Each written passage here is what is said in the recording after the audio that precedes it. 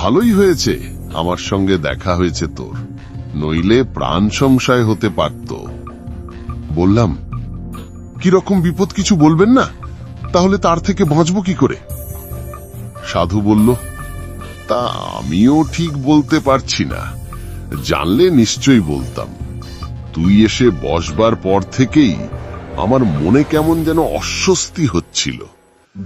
এখন তোর দিকে তাকিয়ে দেখতে পাচ্ছি তোর পেছনে একটা অন্ধকারের স্তূপ যেন চাপ বেঁধে আছে। আমি চমকে পেছন দিকে তাকাতেই সাধু হেসে বলল, তুই দেখতে পাবি না, আমি দেখতে পাচ্ছি। আমি বললাম, 1 বছরের মধ্যে যে বিপদ ঘটবে তা কি করে বলছেন? আগে বা পরেও তো হতে পারে। ওটা আমার অভিজ্ঞতা থেকে বলছি, বোধহয় ভুল করিনি। চুপ করে বসে রইলাম। বলা বাহুল্য, সাধুর কথা শুনে একটু গা শিরশির করছিল। কেউ যদি জানতে পারে তার পেছনে একটা অদৃশ্য চাপ বাঁধা অন্ধকার ঘুরছে, তাহলে তার ভালো লাগার কথা নয়। তার উপর নির্জন জায়গা, গ্রামের বাইরের দিকে বটগাছটা, ধুনিতে পট করে কাঠের গাঁট পড়বার শব্দ হচ্ছে।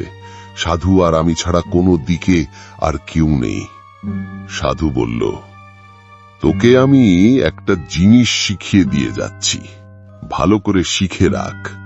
যদি কোনোদিন কখনো বিপদ আসছে বলে মনে হয়, কি কোনো অস্বস্তি বোধ করিস, তাহলে এই প্রক্রিয়াটা করবি। যতই বিপদ আসুক, প্রাণটা বেঁচে যাবে। বললাম, কি প্রক্রিয়া সাধুজি?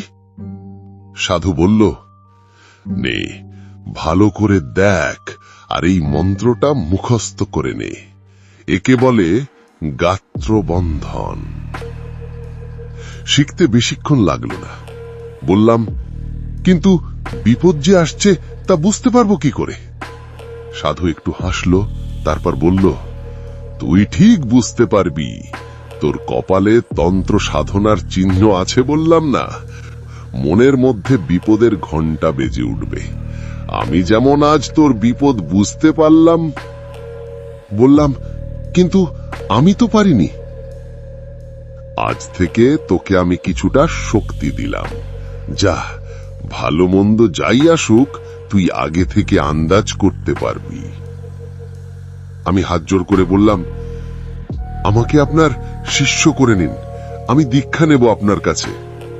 সাধু ভ্রু কুঁচকে বলল, ওসব হবে টবে না, আমি কাউকে শিষ্য করি না।